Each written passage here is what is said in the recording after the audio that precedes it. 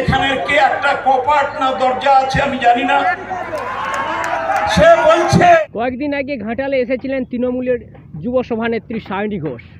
সেই সময় তৃণমূল নেতা মানস ভূঁইয়া তিনি ঘাটালের বিধায়ক আপনাদের বিজেপি বিধায়ক শীতল কপাটকে ব্যক্তিগতভাবে আক্রমণ করেছিলেন। তিনি কোড আনকোড বলেছিলেন যে ঘাটালে একটা কি কপাট না দরজা আছে, কপাট না দরজা রয়েছে, এইভাবে ব্যক্তিগতভাবে আক্রমণ। এক্ষেত্রে যদিও আপনাদের বিধায়ক তার সাড়া মেলেনি, এক্ষেত্রে কি বলবেন? আপনাদের দলের একজন বিধায়ককে এইভাবে ব্যক্তিগতভাবে আক্রমণ করা হচ্ছে, এটা কি চোখে নিচ্ছেন, কেমনভাবে নিচ্ছেন? দেখুন, আমি আমি ওনাদের কথায় প্রথম কথা, ওনারা হলেন চোর। চোরের মায়ের বড় গলা। এক তো চুরি করছেন, উপর থেকে এসে ভাষার কোনো ঠিক নাই। যে ওনারা যে শাসক দলে রয়েছেন সেটুকুও বোধগম্য ওনাদের প্রতি নাই, যে কাকে কোনভাবে সম্মান দিলে আমরা ঠিক জায়গায় থাকবো, আমাদের মান সম্মান ঠিক জায়গায় এসে পৌঁছাবে, সেটুকুও ভুলে গিয়েছেন। যিনারা আবার বলতে পারেন সকলের মঞ্চে যে সায়নী লাগাও, এই ভাষা যখন সকলের সামনে, সকলে মানস ভূঁইয়া থেকে শুরু করে এবং সায়নী ঘোষ থেকে শুরু করে যখন আবার বলছে বেশ করেছে বলেছে সায়নী ঘোষ এই কথা বলছেন। শীতলদা যে আমাদের বিধায়ক রয়েছেন এই ঘাটালে, ওনাকে আমি অনেক শ্রদ্ধা এবং ভালোবাসা ওনার প্রতি আমার। আর উনি যে মন্তব্য করেছেন যে কোপাট, এইভাবে যিনারা মন্তব্য করেছেন ওনাদিকে আমরা চোর ছাড়া আর কিছুই বলি না, এবং ওনাদের কোনো অস্তিত্ব নাই। আগামী দিন 24শে লোকসভা সামনে রয়েছে, সেই লোকসভাকে চমক দেবার জন্যই ঘাটালে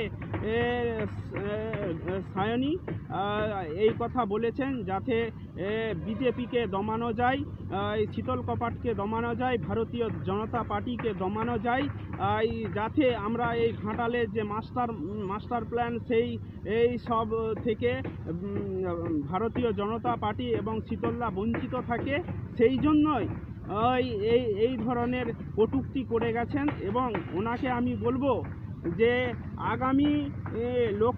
আগামী লোকসভা ঘাটাল বিধানসভা আমরা মাননীয় প্রধানমন্ত্রীজিকে আমরা গিফট দেবো।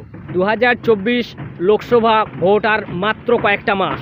রাজ্যের বঙ্গ শিবিরের পক্ষ থেকে আপনি কি মনে করছেন 2024 লোকসভা ভোটের আগে ইডি এবং সিবিআই কি পারবে তদন্ত শেষ করতে? আসল মাথা দুর্নীতির, পশ্চিমবঙ্গের শিক্ষা দুর্নীতির আবিষ্কারকর্তা যে ধুরন্ধর ব্যক্তি, তিনি কি জেলের ভাত খাবেন? অবশ্যই। যিনারা এই বাংলার মানুষকে ঠকিয়েছেন, একের পর এক দুর্নীতি, চাকরি চুরি থেকে, মিড ডে মিল থেকে শুরু করে রেশন দুর্নীতি, আবাস যোজনার বাড়ি এবং জব কার্ডের দুর্নীতি, এই সব দুর্নীতি নিয়েই এই পশ্চিমবাংলার মানুষকে অনেক সচেতন হতে হবে। এবং এই চোর মমতা সরকার এবং পিসি ভাইপো সরকার, এবং লজ্জাজনক যে পশ্চিমবঙ্গের যে পুলিশ রয়েছেন, এই পুলিশ সম্পূর্ণরূপে মমতা বন্দ্যোপাধ্যায়ের নেতৃত্বে চলছেন, এবং সাধারণ মানুষদের ওপর কোনো আইনি ব্যবস্থা এবং আইনের দিক থেকে কোনো তৎপরতা নাই। এই জন্য আমি 2024-এর আগে যত দুর্নীতি হয়েছে সেই দুর্নীতি কড়াভাবে ইডি সিবিআই তৎপরতায় এই চুরিকে 2024 লোকসভার আগেই নিশ্চয়ই ওনারা যে বড় চোর রয়েছে এই পশ্চিমবাংলায়, সেই চোরের উপযুক্ত ব্যবস্থা নেবেন ইডি সিবিআই। এটা আমার দৃঢ় বিশ্বাস ওনাদের প্রতি, এবং মাননীয় প্রধানমন্ত্রী ওনাকে আমার অনেক ধন্যবাদ এবং শুভেচ্ছা, ওনার প্রতি ভালোবাসা।